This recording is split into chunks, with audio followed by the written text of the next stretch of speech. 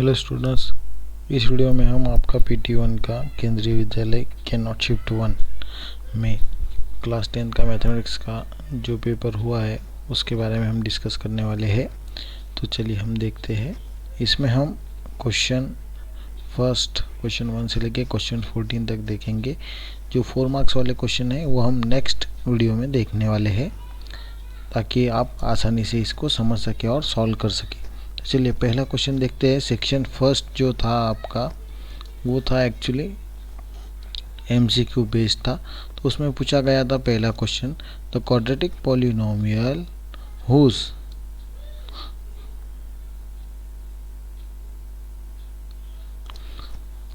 zeros are -4 and -5 is. तो देखो अभी अगर इसके जीरोज -4 और -5 है तो मतलब x equals to -4 x equals to -5 हो गया। तो इसके फैक्टर्स क्या आएंगे, x+4 एंड x+5।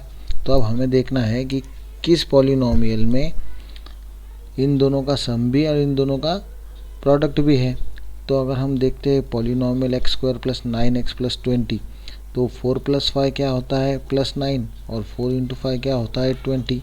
तो +9 और +20 किस वाले पॉलिनोमियल में है, इस वाले में। तो करेक्ट आंसर बी हो गया। अब देखते हैं graphically the pair of equation 7x - y = 5, 21x - 3y = 10 represent two line which are.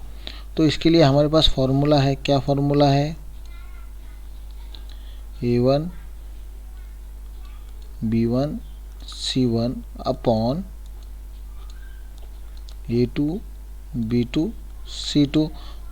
तो पहले तो हम क्या करेंगे कि ये इंटरसेक्टिंग है या नहीं देखेंगे। पहले हम रेशियोज निकाल लेते हैं। तो a1 अपॉन a2 का रेशियो क्या आएगा, इधर देखिए।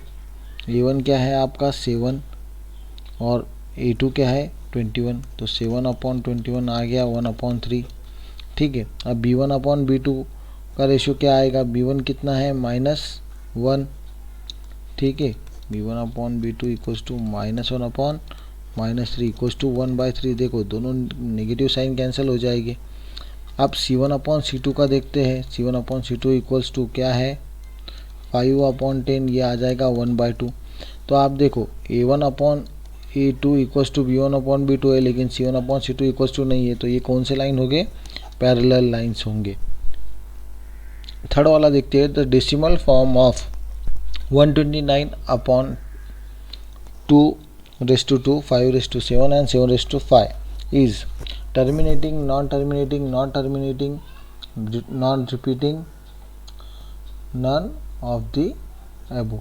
तो इसमें कौन सा आएगा, तो देखो यहाँ पर क्या है 7/5 है। ठीक है। अगर यहाँ पर सिर्फ 2 और 5 होता तो ये क्या हो जाता, अपॉन में 10 आ जाता है कि नहीं। तो वो टर्मिनेटिंग होता, पर ये टर्मिनेटिंग नहीं है। तो इसका आ जाएगा नॉन टर्मिनेटिंग, नॉन रिपीटिंग। ठीक है। चलिए देखते हैं फोर्थ।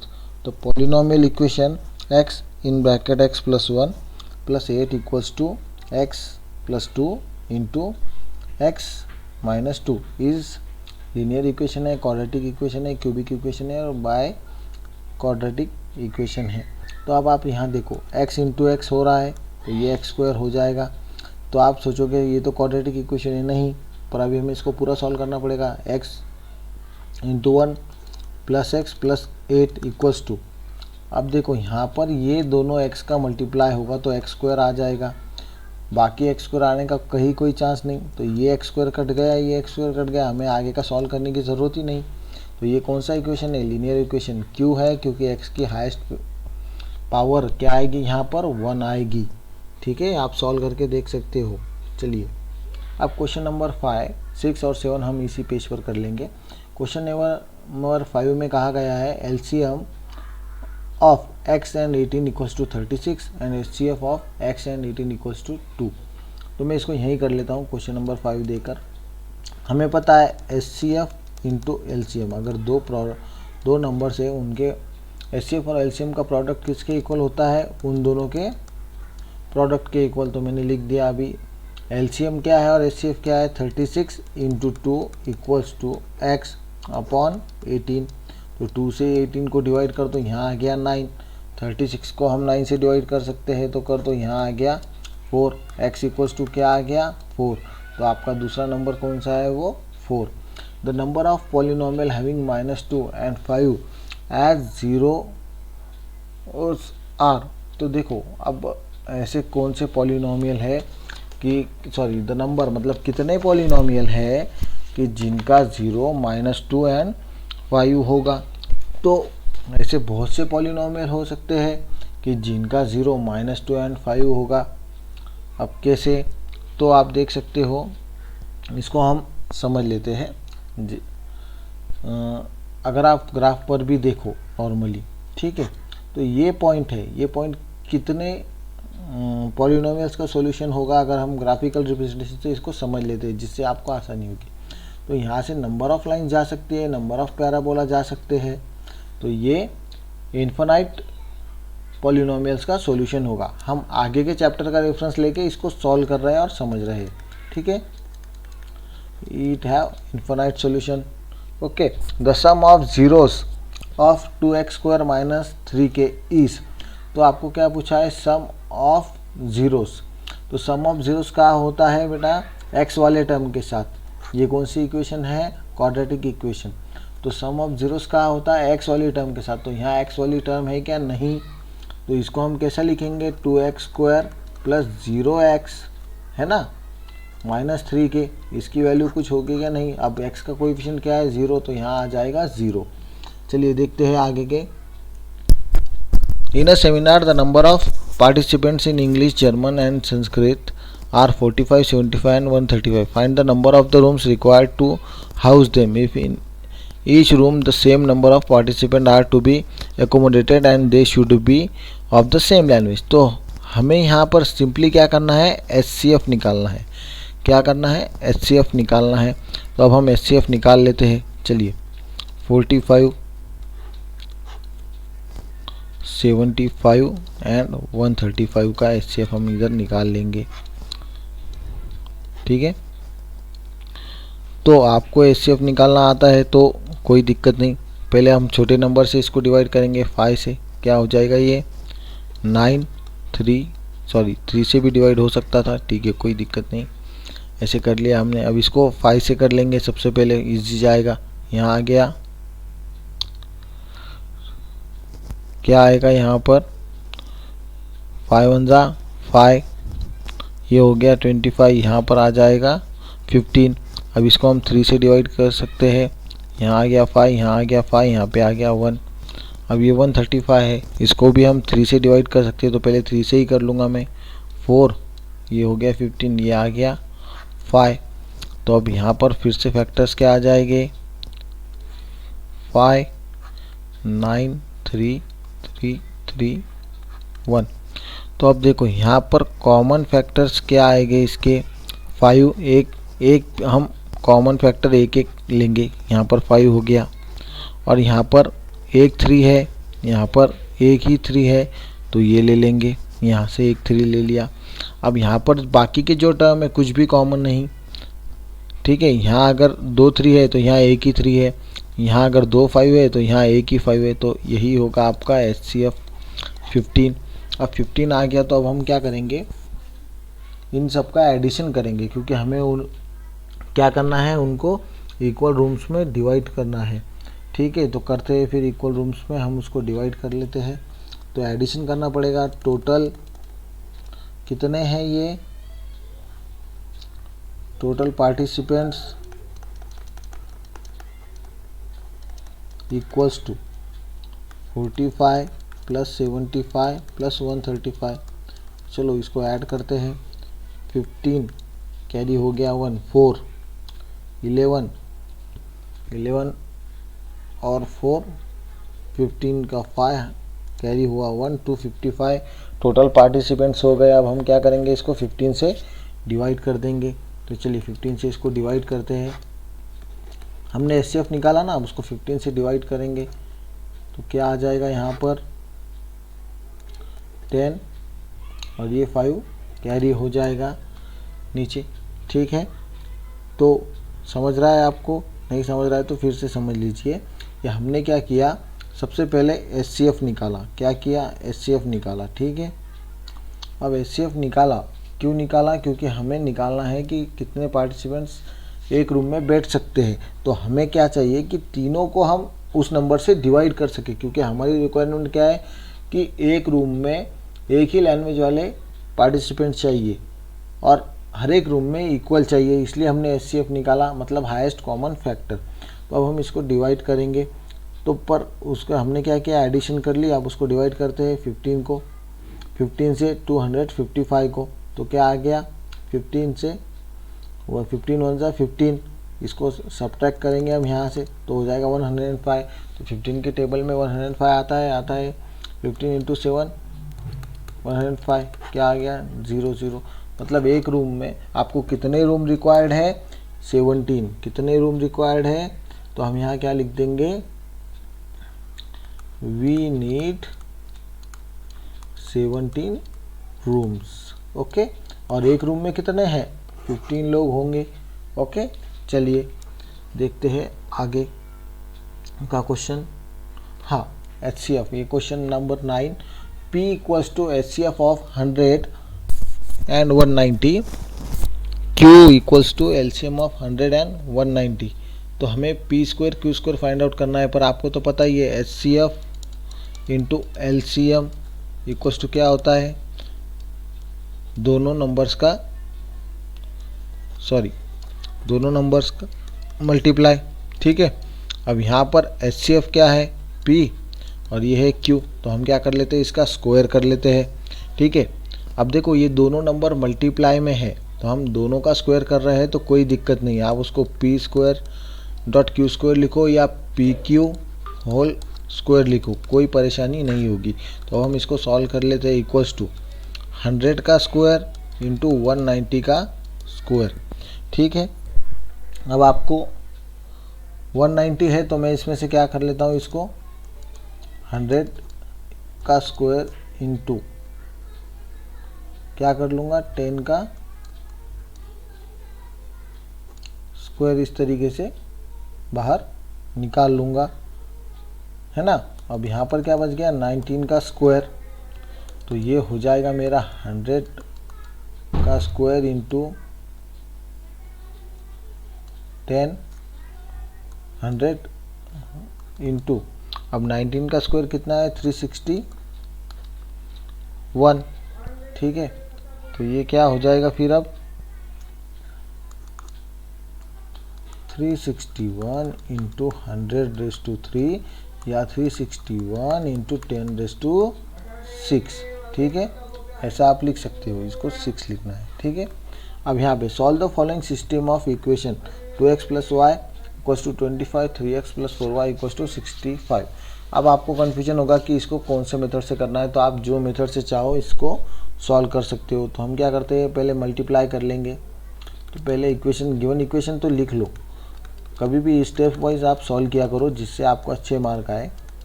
आप डायरेक्टली मत सॉल्व किया करो कोई भी। अब हमने ऐसे लिख लिया तो हम इसको y को एलिमिनेट कर सकते हैं यहाँ से। तो हम क्या करेंगे, इक्वेशन 1 को मल्टीप्लाई करेंगे बाय मल्टीप्लाइंग इक्वेशन 1 किससे, विथ 4। क्यों 4 से क्यों करेंगे, क्योंकि हमें ये 4y को घटाना है ऑन बोथ साइड, ऐसा लिख देना हम, बोथ साइड्स, ठीक है। तो क्या हो जाएगा ये 8x + 4y = 100। अभी इसको हम सब्ट्रैक्ट कर देंगे, इसमें से -3x - 4y = -65। क्या हो जाएगा, ये कैंसिल हो गया, 5x = 35 आ गया। तो x = क्या आएगा, x = 7 आ जाएगा। अब ये वैल्यू इसमें पुट कीजिए, from equation 1, 2 × 7 + y = 25, 14 + y = 25, y = 25 - 14, y = 11। तो क्या आ गया आपका x और y, x आ गया आपका 7 और y आ गया 11। इसको बाद में नीचे लिख दीजिए, ठीक है, इसको आपको लिखना है। For what value of k will the quadratic equation 2x² - kx - k have equal roots. तो देखो अब कब इक्वल रूट्स आते हैं, कब नहीं आते, कब सॉल्यूशन नहीं आता, कोई रूट्स नहीं आते, आपको ये पता होना चाहिए। जैसे हमारा क्वाड्रेटिक फॉर्मूला क्या है, x = -b + -√b² - 4ac upon 2a। तो यहाँ पर हम इसकी वैल्यू देखते हैं, किसकी, b² - 4ac की। किसकी वैल्यू देखेंगे हम, इसकी वैल्यू देखेंगे। तो b² - 4ac अगर 0 होगा तो ही इक्वल रूट्स आएंगे। अब ABC क्या है, ABC है इसके कोएफिशिएंट ऐसे, ठीक है, ax² + bx + c, ये है इसके कोएफिशिएंट, ठीक है। तो अब b की वैल्यू क्या है, यहाँ पर देखो b है -k, c है -k, a है 2। तो अब इसमें मैं पुट कर दूंगा -k², ठीक है, -4 × 2, c कितना है -k = 0। देखो अब आप बोलोगे सर आपने यहाँ 0 क्यों लिया, ये अगर 0 होगा तो ही इक्वल रूट्स आएंगे, ठीक है। अगर ये 0 से कम होगा तो कोई रूट्स नहीं आएगा। क्यों नहीं आएगा, क्योंकि हम 0 से छोटा मतलब निगेटिव नंबर, और निगेटिव नंबर का हम स्क्वायर रूट नहीं निकाल सकते। हाँ, अगर ये 0 से बड़ा आता है तो दो अलग अलग सॉल्यूशन आएंगे, ठीक है। अब यहाँ पर -k का स्क्वायर क्या हो गया, k²। अब ये -k और ये माइनस, ये हो गया जाएगा +4 × 2 8, और k एज इट इज = 0। अब मैं यहाँ से k कॉमन ले सकता हूँ, तो k को कॉमन ले लूँगा, k + 8 = 0। अब मेरे फैक्टर क्या है, k एंड k + 8, या तो k 0 होगा या ये 0 होगा। तो हम ऐसा कर लेते हैं, k + 8 = 0 लिख लेंगे। तो k की वैल्यू क्या आ जाएगी, -8, ठीक है। आपके k की वैल्यू क्या आई, -8। चलिए अब नीचे के 12th क्वेश्चन देखते हैं। Prove that √5 is irrational number. देखो √5 इर्रेशनल नंबर है, ऐसा हमें प्रूव करना है। तो ये बहुत कोई डिफ़िकल्ट नहीं है, तो परेशान होने की ज़रूरत नहीं। इसको आप कैसे करोगे, तो सबसे पहले आप क्या करो, हम कैसे करते हैं, अगर कोई चीज़ हम प्रूव करना चाहते हैं और हम नहीं कर सकते तो हम क्या कर सकते हैं, उसका उल्टा कर लेते हैं। मतलब अब हमें इसको प्रूव करना है, ये इरेशनल नंबर है, पर हम नहीं कर सकते किसी कारण से, हमारे पास रीज़न ही नहीं कोई प्रूव, उसको हम इरेशनल नंबर बोले। तो हम इसको क्या बोलेंगे, √5 इज, हम क्या करेंगे उसके लिए एक कॉन्ट्राडिक्टरी मान लेंगे, एज्यूम कर लेंगे कि लेट अस एज्यूम, ठीक है। क्या एज्यूम कर रहा हूँ मैं, √5 इज अ रैशनल नंबर। अब ये क्या हो गया, रैशनल नंबर मैंने मान लिया। अब अगर रैशनल नंबर है तो रैशनल नंबर के जो कुछ भी प्रॉपर्टीज़ होंगे वो इसके ऊपर अप्लाई होंगे। तो √5 = p/q। क्यों, क्योंकि हम किसी भी रैशनल नंबर को कैसे रिप्रेजेंट कर सकते हैं, in the form of p/q, where. अब यहाँ पर ये सबसे इंपॉर्टेंट सेंटेंस है, अगर ये भूल गए आप तो ये क्वेश्चन सॉल्व नहीं कर पाओगे। p and q are coprime numbers, क्या, को प्राइम नंबर्स, ठीक है। And q is not equals to 0, हमें ये ही लिखना है सबसे पहले। तो अब हम इसको कैसे प्रूव करेंगे इरेशनल है, अगर ये दोनों को प्राइम नहीं है तो ये इरेशनल हो जाएगा। अगर को प्राइम है मतलब उनका कोई फैक्टर नहीं है तो ये रैशनल रहेगा। तो अब मैं क्या करता हूँ, इसका स्क्वायर करता हूँ बाय स्क्वायरिंग, है ना। तो क्या आ गया, 5 = p² upon q², p² = 5 × q²। तो देखो अब ये p² = 5 × q² आ रहा है, मतलब ये दोनों क्या हो गए, इसके फैक्टर हो गए, क्योंकि इन दोनों को मल्टीप्लाई करने के बाद ही तो p² आ रहा है ना। तो मैं लिख दूंगा 5 इज फैक्टर ऑफ p²। तो देखो हमारे पास एक थ्योरम है, अगर 5 p² का फैक्टर है तो ये किसका फैक्टर होगा, 5 is also factor of p, ये p का भी फैक्टर होगा। तो ठीक है, अब मैं मान लेता हूँ कि 5 अगर p का फैक्टर है तो हम 5 को किसी न किसी नंबर से तो मल्टीप्लाई करेंगे, है कि नहीं। Late p equals to 5c, है कि नहीं। अभी हमने देखो ये फैक्टर किसका निकाला, p स्क्वायर का निकाला, 5 इंटू क्यू स्क्वायर। पर अब हमें पता नहीं कि 5 को हम किस नंबर से मल्टीप्लाई करेंगे तो p आएगा। तो हमने मान लिया कि वो नंबर c है। ठीक है, क्या मान लिया, ये नंबर c है। अब हमें ये वैल्यू p स्क्वायर की जगह रखनी है, तो हम इसका करेंगे स्क्वायर बाय स्क्वायरिंग या by taking square of both side, ऐसा लिखेंगे, by taking square of both side.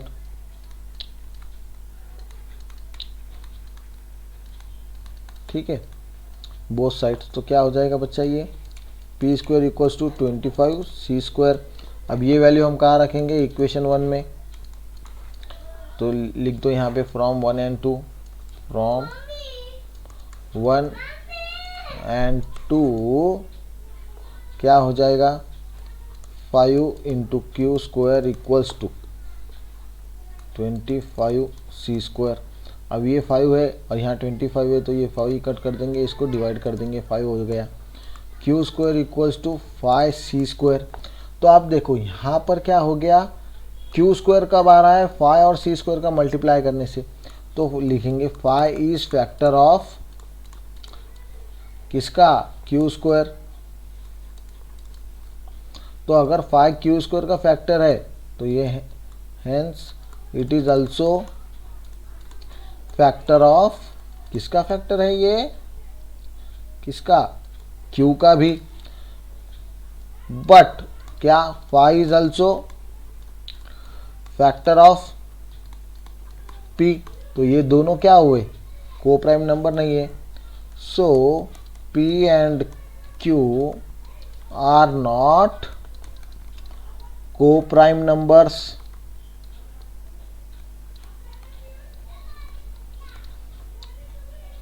सो ये क्या हो गया, √5 इज इरेशनल नंबर। तो यहाँ लिखना है आपको, ये इक्वेशन सेटिस्फाई नहीं करता है ऐसे करके। अब देखते हैं 13th question. Find zeros of the polynomial x square plus 7x plus 12 and verify the relation between the zeros and coefficients. तो चलो देखते हैं, अभी हम क्या करेंगे, जीरोस के बीच का रिलेशन भी देख लेंगे। ठीक है, तो अभी यहाँ पर हमें पहले तो ज़ीरो निकालने हैं, तो ज़ीरो निकालने हैं तो इसको फैक्टर निकालने पड़ेंगे, x square plus 7x plus 12। तो मुझे अभी क्या करना है, इस 7x को स्प्लिट करना है। कैसे स्प्लिट करना है कि मेरा मल्टीप्लाई 12 आए और एडिशन 7x आए। तो यहाँ पर 12 के फैक्टर निकालो पहले। 12 के कौन से फैक्टर है, 3 और 4 ले सकते हैं हम, इनका एडिशन 7 आता है और प्रोडक्ट 12 आता है। X square plus 3x plus 4x plus 12। अब बच्चे ये भी पूछते हैं सर पहले 3 लिखे क्या 4 लिखे, आपको जो लिखना है लिखो चलेगा। इक्वल्स टू x पहले कॉमन ले लूँगा, x प्लस 3 प्लस 4 कॉमन ले लिया, x प्लस 3। तो क्या आ गया, ये x प्लस 3 फैक्टर आ गया और दूसरा फैक्टर आ गया x प्लस 4। अब इनकी वैल्यू क्या होगी, 0 निकालेंगे तो x plus 3 equals to 0, x plus 4 equals to 0, x equals to -3, x equals to -4। तो ये क्या आ गए, दोनों आपके ज़ीरोस। अब हमें क्या करना है, चेक करना है कोएफिशिएंट्स के साथ। तो देखो सम ऑफ ज़ीरोस किसके इक्वल होता है, तो देखो यहाँ पर ये इक्वल होता है -b/a के। अब a और b क्या है, a मतलब एक्स स्क्वायर का कोएफिशिएंट, b मतलब 7 का कोएफिशिएंट, ठीक है, और c मतलब कांस्टेंट टर्म, सॉरी b मतलब x का कोएफिशिएंट और c मतलब कांस्टेंट टर्म। तो सम ऑफ ज़ीरोस मतलब मेरे ज़ीरोस का सम कर लूँगा मैं, -3 plus in bracket -4 equals to -b कितना हो गया, b है मेरा 7 तो -b आ जाएगा 7, a है 1 तो एज इट इज़ अब ये -3 और -4 दोनों निगेटिव नंबर है, तो हम इनका एडिशन करेंगे और साइन माइनस का देंगे। -7 -1 मतलब ये वेरीफाई होता है। अब प्रोडक्ट ऑफ जीरोस क्या करेंगे, product of zeros equals to क्या होता है, प्रोडक्ट ऑफ जीरोस C/A। ठीक है, प्रोडक्ट ऑफ जीरोस, तो पहला हमारे जीरोस लिख दो,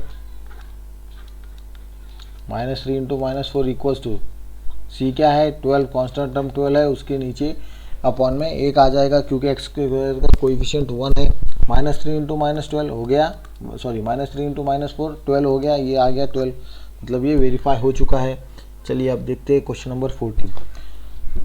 the sum of squares of 2 consecutive natural numbers is 313, find the numbers. अब हमें नंबर पता करने हैं, तो ये कौन से चैप्टर से है, पहले तो आपको ये समझ आना चाहिए क्वेश्चन। ये आपका क्वेश्चन है क्वाड्रेटिक इक्वेशन से।